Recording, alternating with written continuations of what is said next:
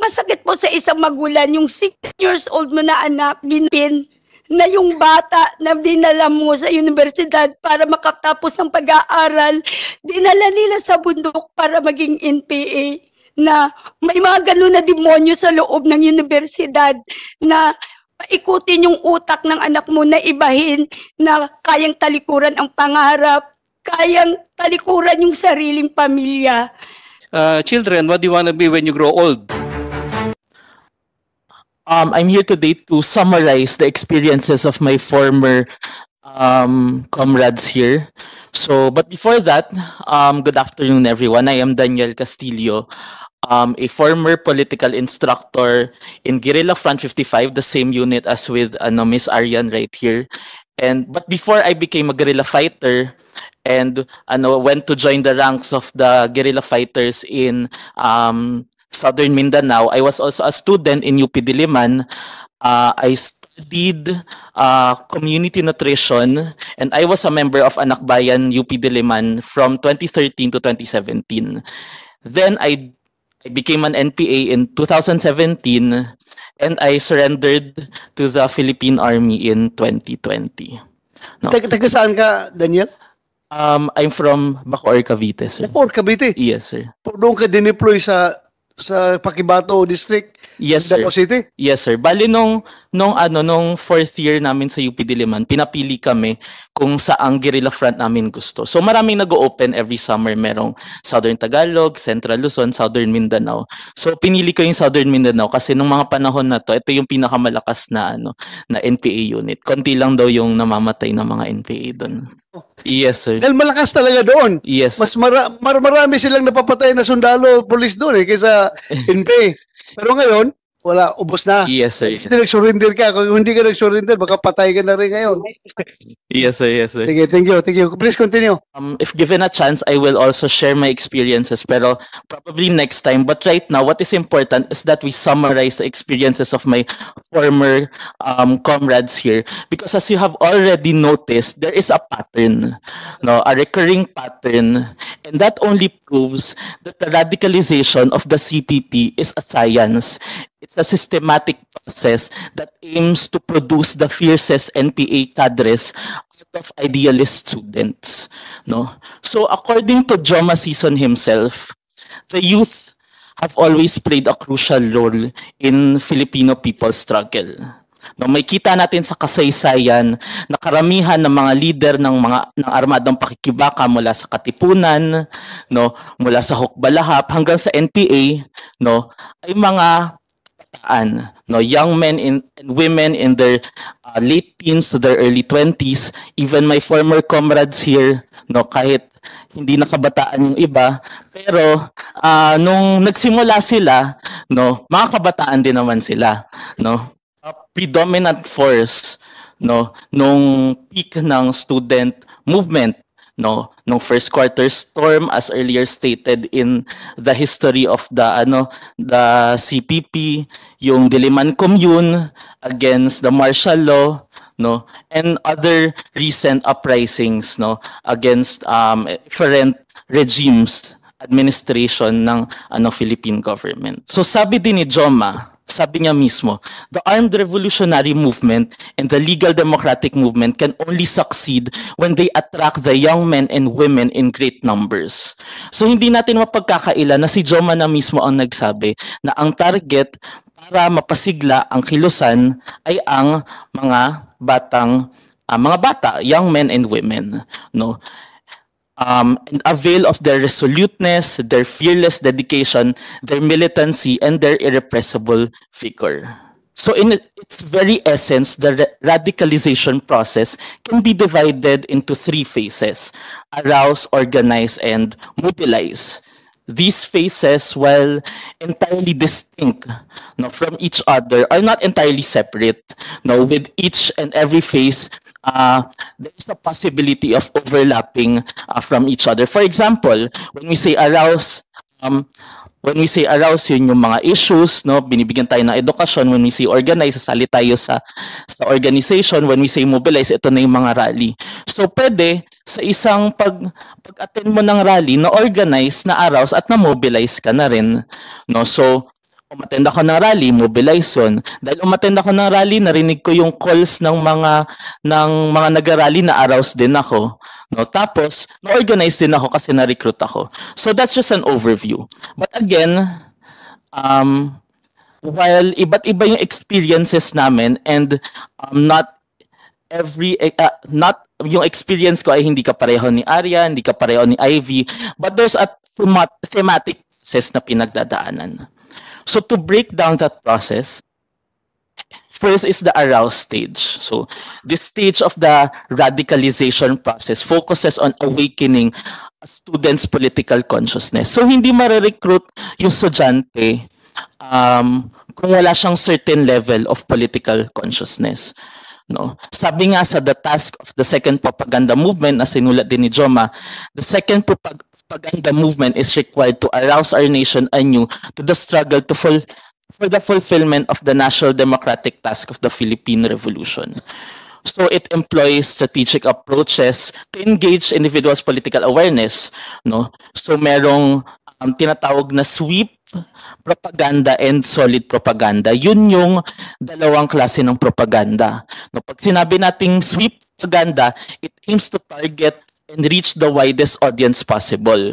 So this type of propaganda focuses on discussing issues na malapit sa puso ng masa. For example, sa mga schools, kadalasan na nare-recruit yung mga estudyante dahil sa usapin ng tuition, dahil sa usapin ng other school fees, dahil sa usapin ng stringent policies and student code, budget cut, ang presyo ng bilihin at iba pa, na ito yung ine-exploit ngayon ng CPP o ng CTG para mapukaw o mapik yung interest ng mga estudyante. Now, these issues does not necessarily require a communist ideology to analyze them. Dahil malapit sila sa puso ng masa, kahit 5 minuto ka lang magpropaganda sa kanila regarding budget cut, regarding tuition fee increase, no? Mako-convince talaga sila doon sa adhikain, quote-unquote adhikain ng mga grupong ito. So methods employed in sweep propaganda include room-to-room discussions. So kami, nung nasa UP ako, no, doon din ako sa eskwelahan. For example, wala akong klase from 1 p.m. to 2 p.m. Mag-room to room ako. Ang gagawin ko, papasok ako sa mga klase ng mga professors, kakatok ko doon, hingi ako ng 5 minutes sa professor, magdi-discuss lang ng mga issues na to. Pwede rin. Umayag rin ng mga professors na makialam ka sa classroom nila. Okay lang sila? Well, yes sir. Kasi syempre, yung mga aktivista na katulad ko, mga bata, makukulit din kami. Hindi talaga namin sila titigilan kung hindi kami papasukin ng classroom. Minsan nakikipagdebate pa kami sa professor, no? Minsan inaaway pa kami. Inaaway din namin sila. No? Pero dati yun, mabait na po ako ngayon. So, meron ding mga org-to-org discussion. So sa mga tambayan ng mga organizations, pupunta din kami doon, dinadalaw namin sila. No, para doon kami mag-discuss, mag-organize. On the other hand, meron ding tinatawag na solid propaganda. Ito yung in-depth educational discussions lasting approximately half a day. More known as the Pambansang Demokratikong Paaralan o PADEPA. No? So ito yung pundasyon ng Marxist-Leninist Maoist ideology na siyang dahilan kung bakit naiengganyo yung karamihan ng mga individual to deepen their engagement with the movement. So lahat ng mga kasama ko dito, bago sila naging miyembro ng mass organization or habang miyembro sila ng mass organization, pinapalalim ng mga recruiter nila yung ideolohiya nila sa pamamagitan ng pagbibigay ng PADEPA. So yung PADEPA, yung MKLRP na sinulat ni Joma, ESCOM, Araling Aktivista, lahat yon nakasaad at nakasulat sa polisiya ng partido sa pag-recruit ng mga kabataan. No? So these are conducted either in schools, kung saan maraming estudyante, o kahit pa sa mga urban poor communities na marami ding kabataan na out of school. Pero recently, next slide, no, gumagamit na rin ng iba't ibang pamamaraan yung CPP para maabot niya yung pinakamalawak na audience niya sa kanyang propaganda. So, they also innovate their methods. They make use of their technology, the internet, in order to espouse communist propaganda. So meron na din sa social media, no? Lahat ng mga issues ginagawa nila ng statement. That's part of their sweep propaganda. At meron din, nag-upload sila mismo, pwede nating i-check, padepa.org, cpp.ph, merong mga statements, mga documents ni Joma, no, mga basic party courses na nandun mismo, na naka-upload sa internet natin. So, definitely, nag-evolve din sila sa kanilang mga proseso. Lastly, organize. So during this phase, the individual is encouraged to join a national democratic organizations. So yung mga kasama ko, nabanggit nila, members sila ng Anak Bayan, members sila ng LFS, Gabriela Youth, Alay Sining. No, these are the national democratic organizations. Ang common denominator nila is that these organizations market themselves as champions of democratic rights of the different sectors of society. No, so Anak Bayan, pinaglalaban daw niya yung mga karapatan ng mga estudyante, ng batayang masa. LFS the same, Gabriel Youth, mga kabataang kababaihan, etc. However, no, hindi lang sa mga ganitong mass organizations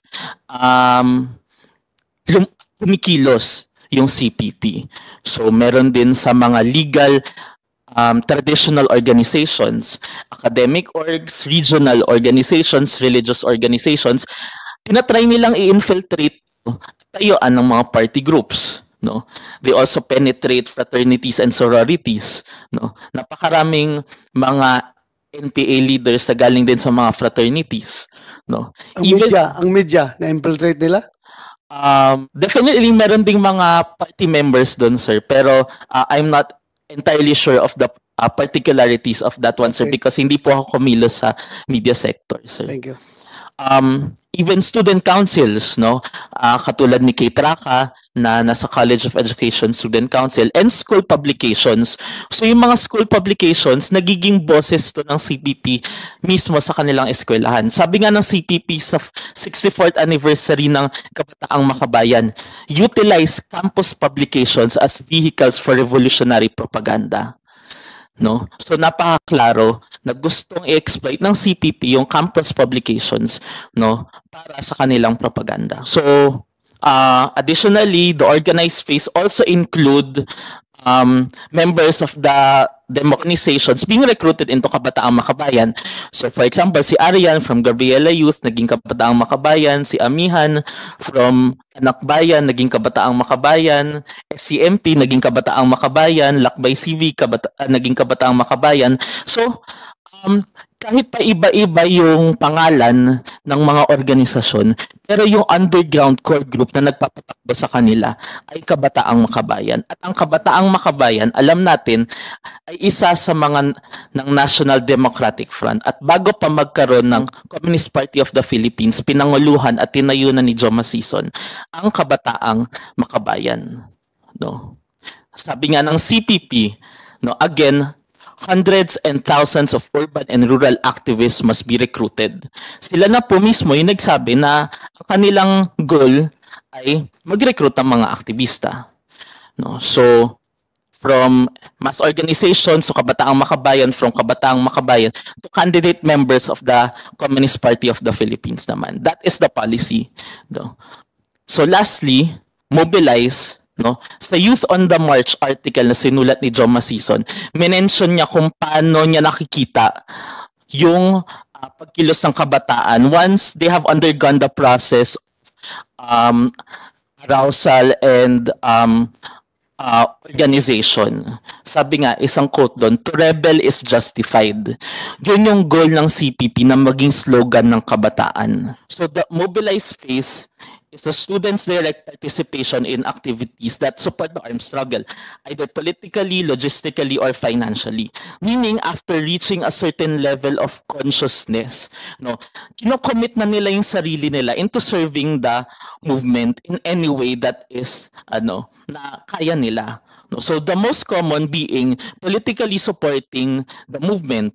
So, paano nila ano yung political support na sinasabi? Ito yung pagsali ng mga rallies, ito yung pagsali ng mga mass movements regarding certain issues, no? Sabi ulit ng CPP, students and youth must undertake mass action process and in the streets in order to advance their struggles against budget cuts in state colleges and universities and other social needs. So, napakaklaro sa propaganda line ng CPP, no, yung marching order niya na ang mga kabataan dapat magkaroon ng mass action sa kanilang mga eskwelahan. At ang kanilang target na issue, budget cuts, no, at iba pang social needs sa kinakaharap ng mga estudyante. So other than political support, pwede rin, no, for a guerrilla fighter to provide logistical and financial support, no, yung KM member to provide logistical and financial support to guerrilla fighters. So ang KM, meron kaming tinatawag na butaw o yung monthly dues namin. So, every month, nagko-collect kami tag 20, bibigay namin sa Guerrilla Front. Recently, nagkaroon ng program yung Adopt a Guerrilla Front noong 2019 panahon ni Ms. Kitraka, no, kung saan nag-a-adopt sila ng particular front and nagsisend sila ng support doon sa bukid. So, mga damit, gamot, pera at iba pa. However, the most noble support as considered by the party is the one na pinili ng mga kasamahan ko, and that is to join the New People's Army. So bakit? Because joining the New People's Army actualizes the party's principle in the highest form possible.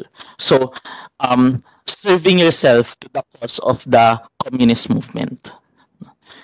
So may quote, no, na nakalagay sa araling aktivista na tinuturo sa lahat ng mga members ng mass organizations.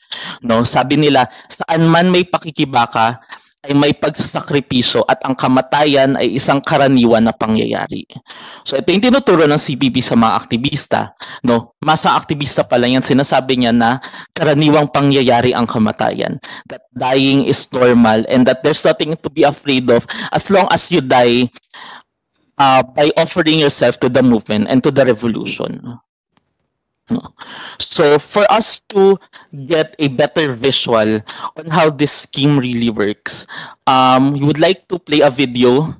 No, this video is a message for of the CPP for the Kabataang Makabayan's 50th anniversary. And towards the end of the video, makita natin yung certain personalities ng mass organizations such as Anak Bayan, SCMP, basta maraming may kita dun sa dulo, no, na itong mga organizations dapat na to na sinasabi lang legal ay nagpa-participate sa isang activity ng organization na youth arm ng CPP, which is Kabataang Makabayan.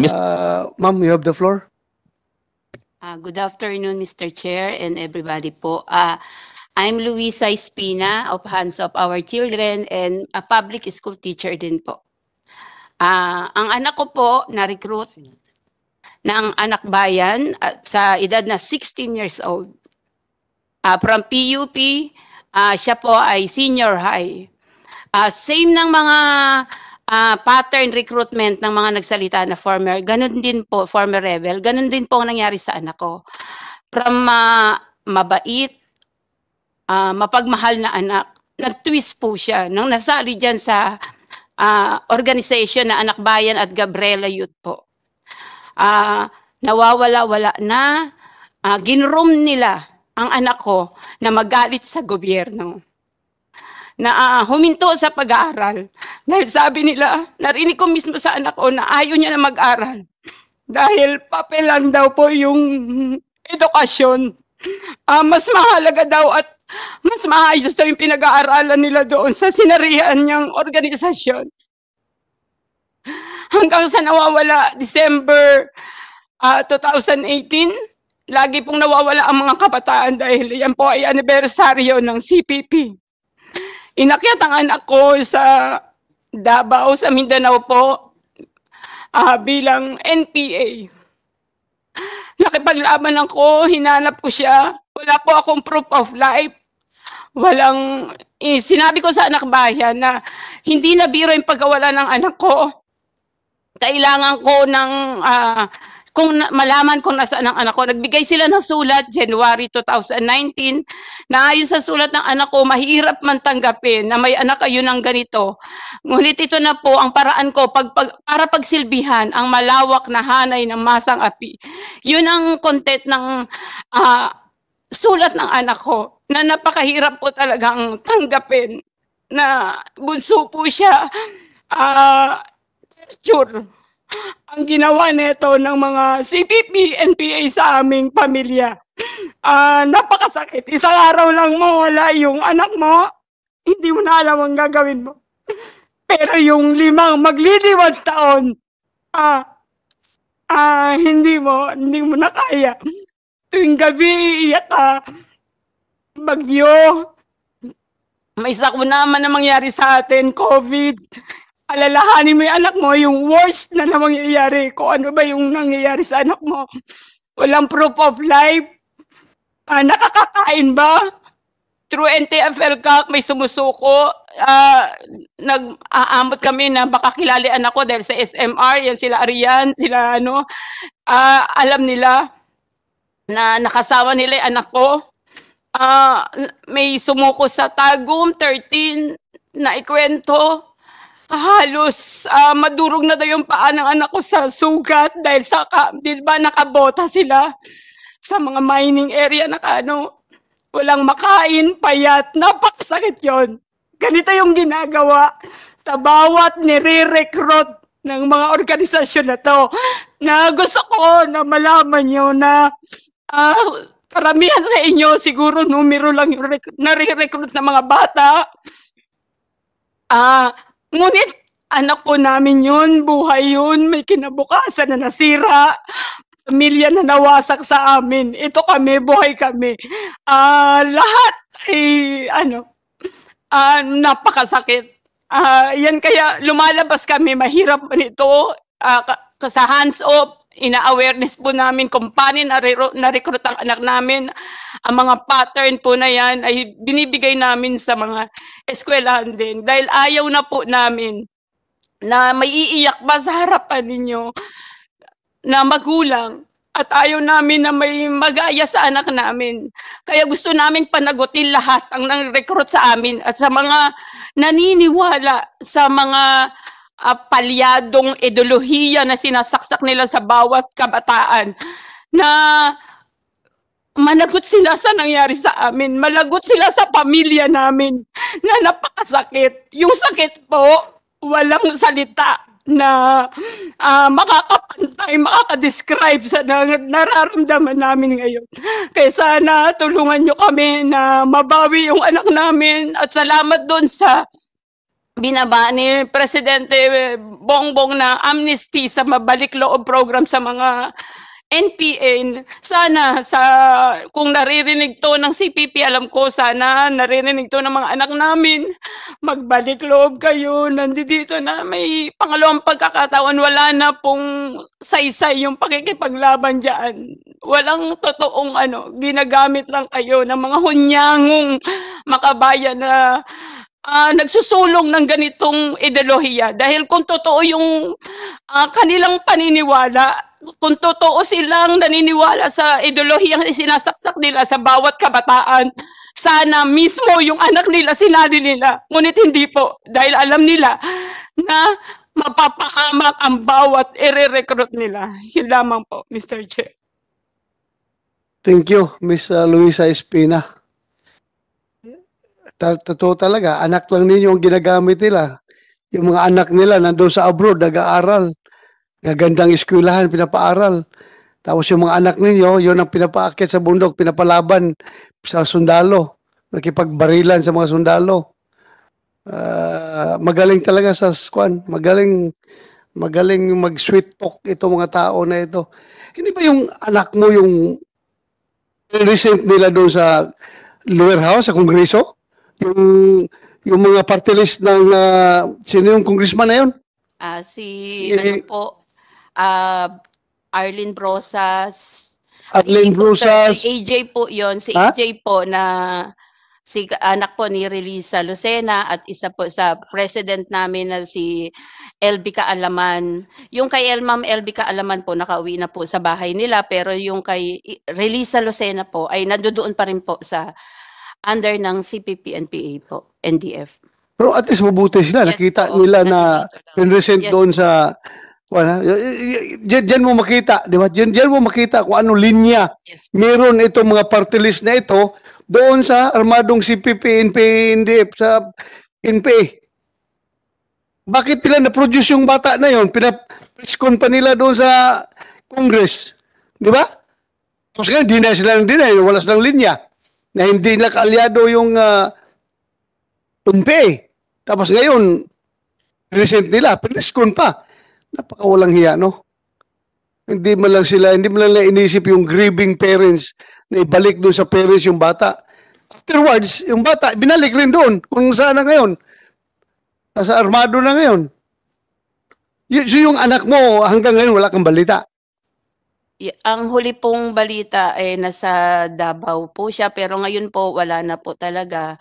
Ang ano namin po is nasa Bukidnon, kasi sa Davao po is ano na po yung dismantle na po lahat ang guerrilla doon dahil galing po siya sa guerrilla front 2 dati, sir, Mr. Chair. Wala na sa Davao, nag-move sila sa Bukidnon. Ngayon, ang pwersa ng Armed Forces at ng PNP, nakafocus sa Bukidnon, kiniklear nila. So wala na yan ngayon sa Bukidnon. Nandoon na yan sa Lanao banda. Lanao doon sa Marawi, doon sa, pumasok na doon sa area ng Imaylep. Kasi yung mga hinahanap ngayon na NPA na Bukidnon, wala na doon sa Bukidnon. Nag-move na sa Lanao. So most likely, makita mo yung anak mo doon banda sa Lanao, nagtatago doon. Sa Wao banda area, Wao at saka basta doon banda, Wao area. Nandoon na sila ngayon nagtatago. Ha? Tubod. Oo. Lanao Norte yun siya. Ang Wao, Lanao Sur yun siya. Dikit sa Bukidnon. Kausap ko yung mga commander doon ng AFP. Nandoon lang daw, kukunti na lang sila doon. Umiikot baka nandoon pa yung anak mo. Kawawa naman. Yung last na nakita nyo, Arian, nakita nyo yung anak ni Ma'am Luis Espina doon sa Davao? Mr. Chair, if I may, kami po, sa unit po namin, pumasok si Lovane, yung anak ni Ma'am. That was December Ikaw ang 2000. front secretary noon. Yes.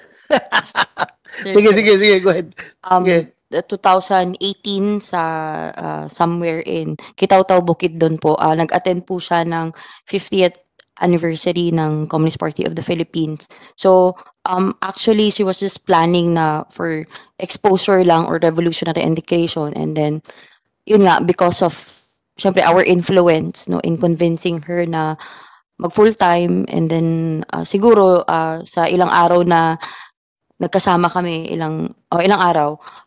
Pagka January po ay inatid ko talaga siya sa regional headquarters ng Southern Mindanao Regional Committee sa pangangalaga ni Eric Casilaw, si Kaelian. So sila po yung tumanggap kay Lovane. Pero since nun po, hindi ko na po alam kung saan siya. Pero parang later, nagkasama na sila sa isang nag-surrender na rin sa, yung sinabi ni Ma'am kanina na Guerrilla Front 2, si Daniel De Llosa. Pero after nun, wala na po kaming balita kung saan na po siya unit na assign. So, at that time, yung sabi mo yung headquarters ng SMRC, saan banda yun? Sa That Sitio Dumasilag, sa Quezon, sa Dumasilag, sa Barangay Santa Filomena, Quezon, Bukidnon. Bukidnon. So, meaning talagang umakyat na sila, no? Umakyat na. Apo. Umakyat. Ngayon, wala na naman na yan ngayon doon. Nandoon na, bandang Lanao na yan. Dahil palaging pinupurso ng ating government forces. So, thank you, Ma'am Luisa Espina.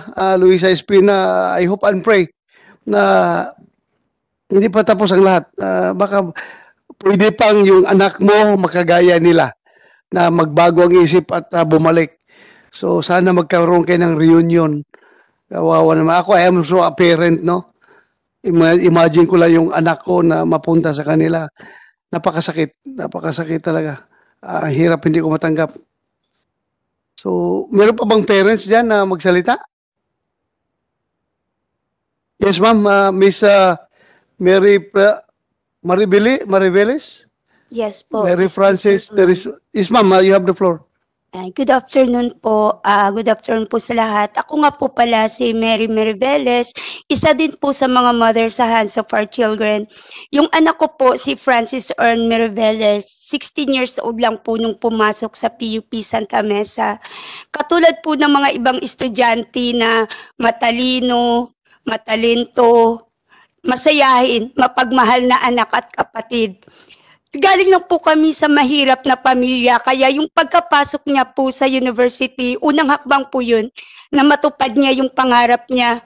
Ngunit hindi ko po akalain na doon mismo sa loob ng university, masira yung pangarap ng anak ko kasama yung pangarap ng buong pamilya. Yung unang naging achievement mo ni Franz sa PUP, naging writer po siya ng Catalyst. At hindi ko po akalain na ang pagiging writer niya sa Catalyst, yun ang magiging tulay para maging membro po siya ng Anak Bayan, Kabataan Party List, LFS. 3 months lang po, Mr. Chair. Sa 3 months na yun, naging full-time activist na po yung anak ko. Alam niyo po, yung pinakamasakit na 3 months na yun kasi doon mo nakikita yung pagbabago ng anak mo. Na alam mo yung bilang isang magulang na pinalaki mo sa 16 years, alam mong mabuti siyang bata kasi nag-graduate siya ng Salutatorian, Leadership Award, Journalism Award. Hindi mo akalain na may mga ganun na demonyo sa loob ng universidad na paikutin yung utak ng anak mo na ibahin na kayang talikuran ang pangarap, kayang talikuran yung sariling pamilya. Mula nung pumasok po siya sa mga organisasyon na yun, nag-iba na po ang buhay ng pamilya namin. Minsan hindi siya namin makikita 3 months, 6 months, 9 months. Umaabot po minsan 1 taon. 4 years po, akala ko full-time activist lang yung anak ko. Ano ba nangyari sa kanya sa 4 years na yun? Makikita mo po dinadala sa iba't ibang rally. Masakit po bilang isang ina. Pag nakita mo po yung anak mo sa TV nakikipagbalyahan sa pulis, binubomba ng bumbero. Isipin nyo yung naramdaman ko pag nakita ko yung anak sa TV na masaktan pero wala kang magawa. Saan pa po ba? Dinala sa Pandi, Bulacan para mangagaw ng bahay. Hacienda Luisita para sa mamamayang api.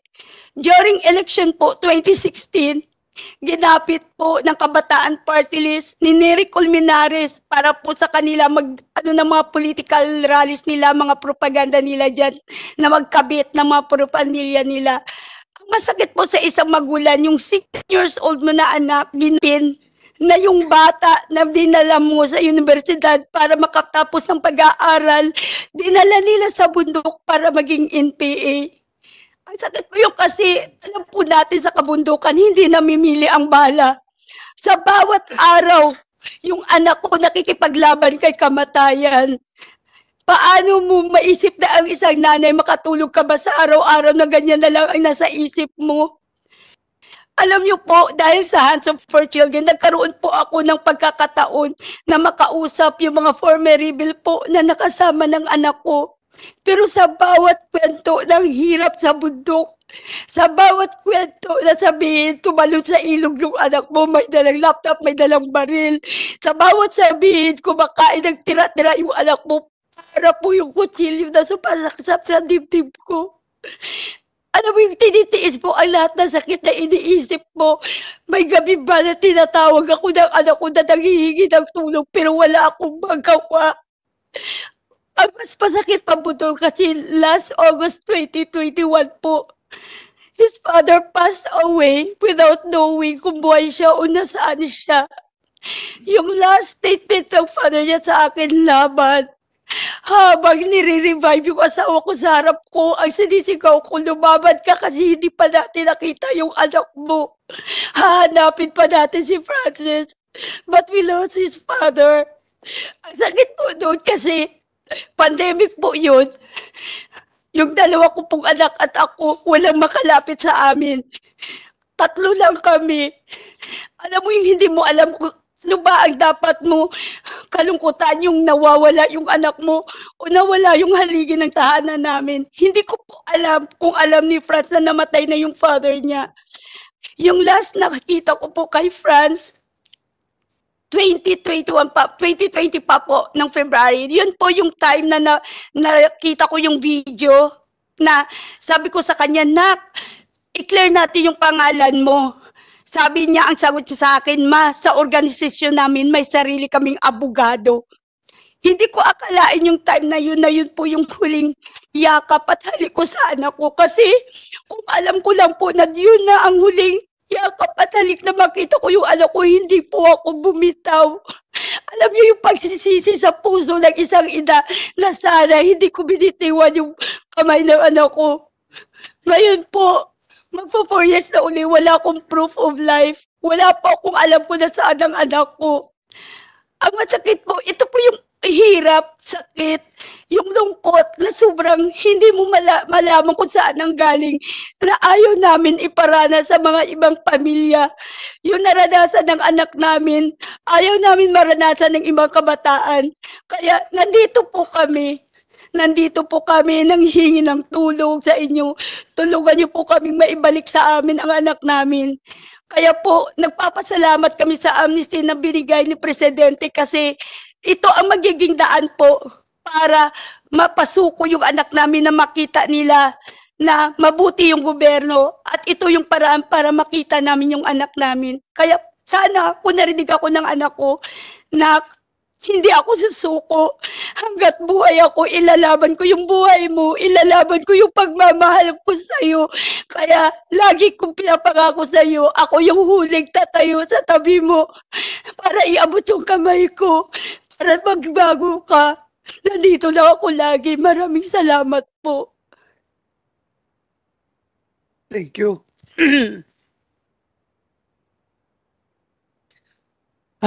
Sana nakikinig si Francis ngayon kung makarating sa kanya yung mensahe ng kanyang ina. Napakahirap maging parent.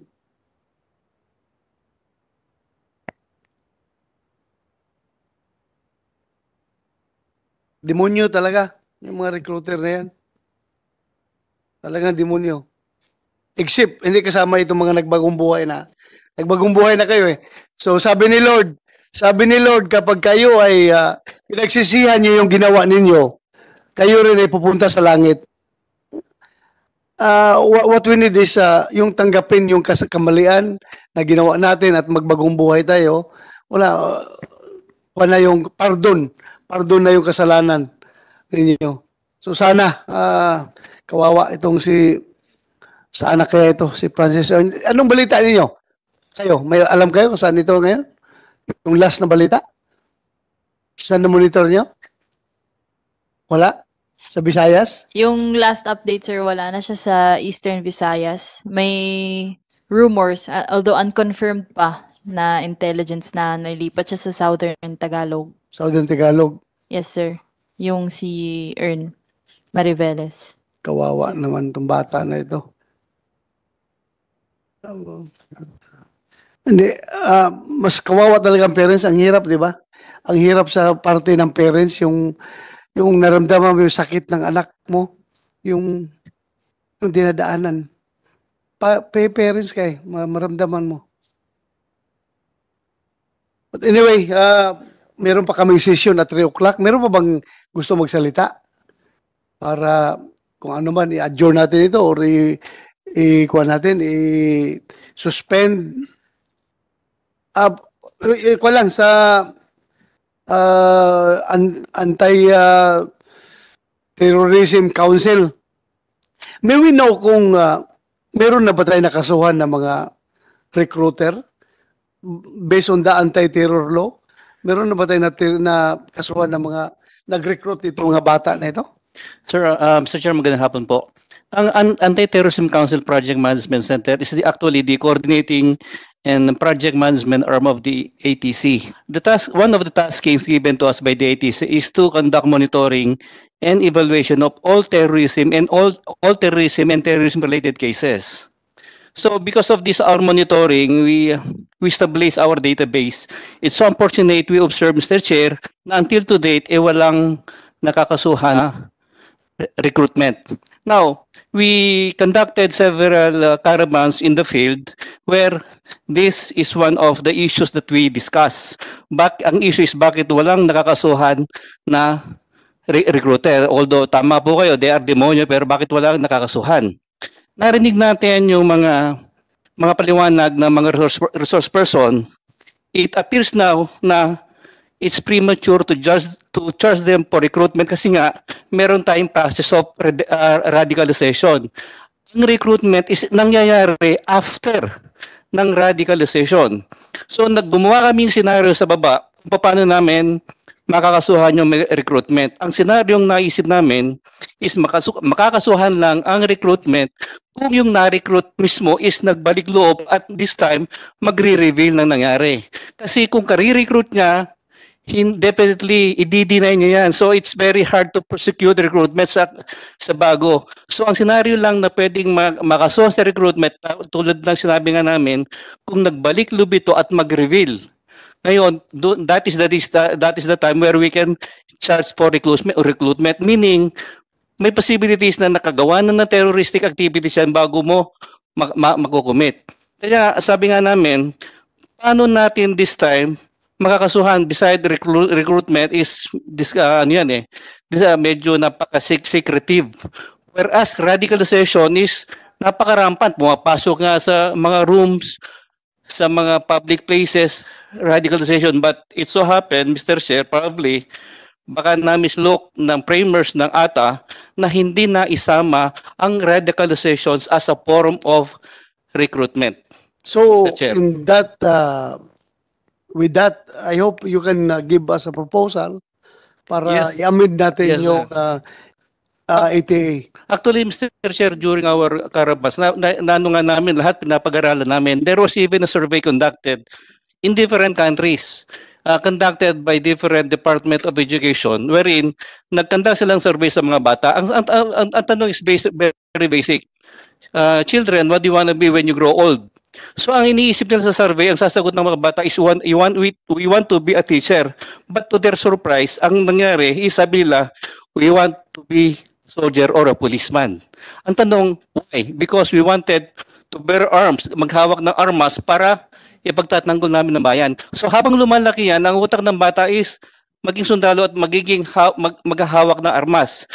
Kung may radicalization punta sa kabila, ang utak ng tao is maghawak ng armas. Kung hindi mapiprevent ang radicalization, Mr. Chair, magiging NPA yung mga yan. That is why, on our part, Mr. Chair, if we can recommend possibly amendment of the provision, especially on radicalization. Kasi, I want to become a soldier. Tapos growing up, napunta siya sa side ng radicalization, napunta siya sa kaliwa at nagiging NPA. Ang solusyon ni Senator Tolentino dyan is ROTC-sation. Growing up, nakuha siya ng program, ROTC program. Nakuha siya. So pumunta din siya dito sa side ng gobyerno. Yung kanyang want to bear arms. So napunta siya sa armed forces. So yan ang isang solusyon ngayon ni Senator Tolentino. ROTC-sation. Dapat ma-ROTC itong mga bata na ito para mapunta dito sa tamang landas na gusto natin. So going back to your problem na hindi natin na-apply yung kasi very big yung recruitment, no, dahil magaling talaga itong mga kaliwa sa kanilang ginagawa, di ba? So kailangan talagang i-amin natin yung batas, idagdag natin yung term na radicalization.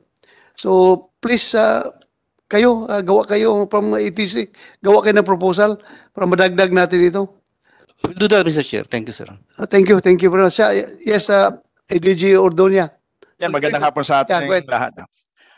Your Honor, in behalf of the Director General of the National Intelligence Coordinating Agency, General Ricardo F. De Leon, may I convey the agency's utmost support and cooperation with your initiative to further enhance the laws and policies for the protection of our children from recruitment by the communist terrorist group. And the agency is also one with the Malakas sa propaganda tayo, medyo relaxing tayo pagdating sa propaganda. So with that,